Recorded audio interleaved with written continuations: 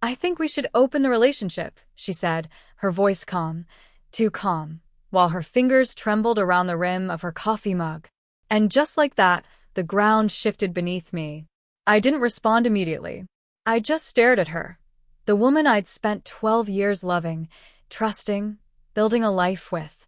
The woman whose laughter once felt like sunlight, whose smallest sorrows reverberated like storms in my chest.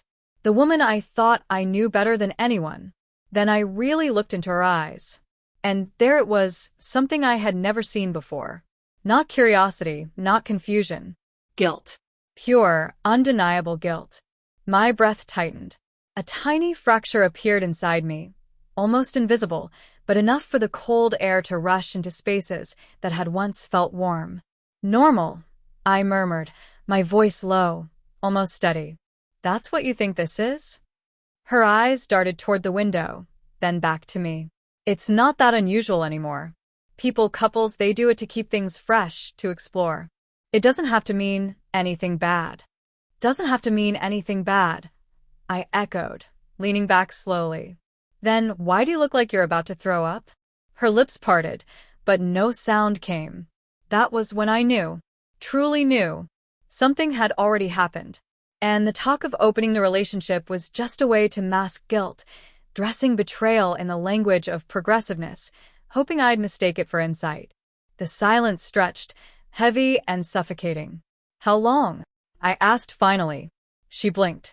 What? How long have you been seeing him? She flinched a small, almost imperceptible twitch, but it was enough. My stomach plummeted. Mark, she whispered, voice trembling. It's not what you think. No. It's exactly what I think, I said, surprising myself with the steadiness in my tone. Who is he? She shook her head, eyes glistening.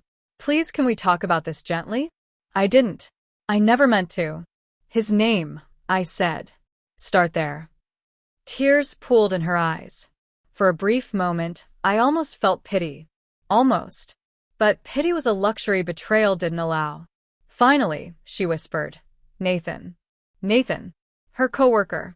The one she had once described as overly friendly but harmless. The one she assured me I had nothing to worry about because he talked too much and had zero charm. Turns out, he had charm where it counted. How long? I asked again, quieter this time. A few months, she said, dabbing at her eyes. But it wasn't serious. It wasn't serious. I snapped, leaning forward. You slept with him. She didn't deny it. She didn't even try. She just cried harder, her shoulders shaking, hands covering her face, as though she couldn't bear to see the damage she'd caused. I stood, pushed back from the table. The chair scraped sharply against the floor. My heart thudded painfully, but beneath the heartbreak was something colder, clearer, sharper. Clarity, I said quietly. You didn't bring this up to strengthen us.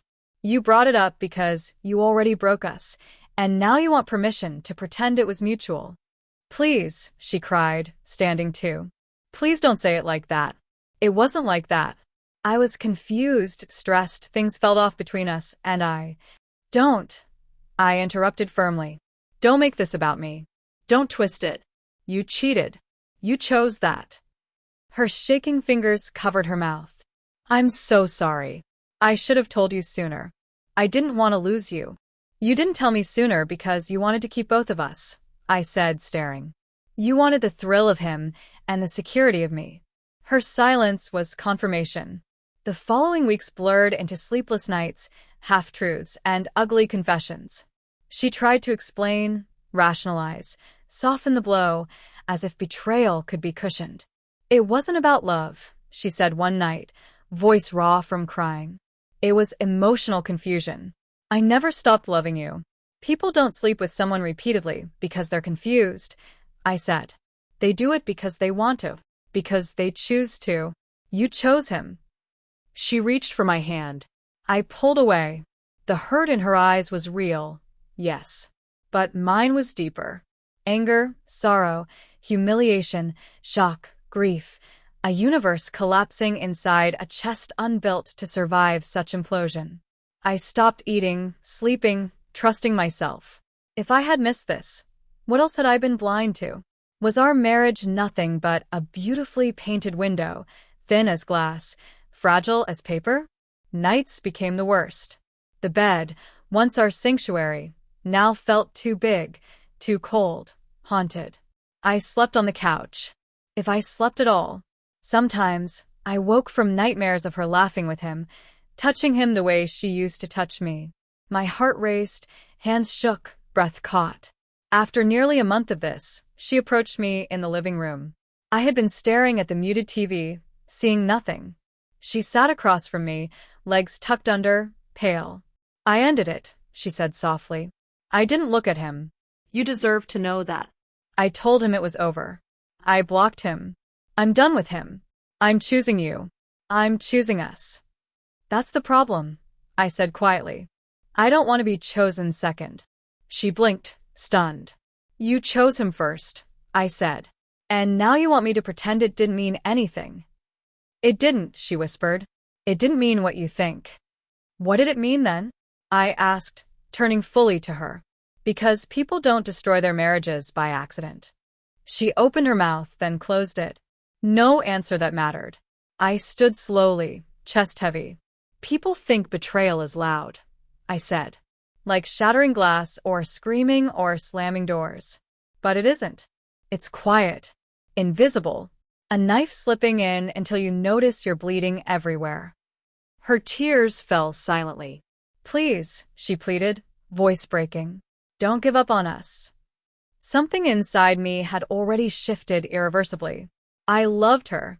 God, I loved her. But love wasn't armor. It couldn't protect me from the fact that I'd become an option while she had been my everything. I'm not leaving tonight, I said softly. I'm not storming out. Not dramatic. I'm just done being hurt. What are you saying? She asked, breath hitching. I can't be married to someone who asked another man to fill spaces she thought I didn't occupy. It is, she started. No, I said gently, cutting her off. You want forgiveness. You want closeness. You want the version of me who trusted you. But you killed him. She crumpled, sobbing into her hands. I went to the bedroom and began packing a small bag, just enough for a week or two. My movements were detached, automatic, as though I were watching someone else dismantle my life piece by piece. She followed, crying. Please don't leave. We can fix this. Therapy. Anything. I paused. I don't want to fix what someone else broke. Her sobs grew louder. I exhaled slowly, painfully, and walked past her. At the door, she grabbed my hand. Mark, look at me. Turn. Her face was streaked with tears, eyes swollen, chest rising and falling rapidly. Desperate. Ruined. Fully aware of the weight of her actions. In another life, maybe that would have been enough. But trust, once cracked, doesn't glue back. It stays fractured. The lines remain, always visible,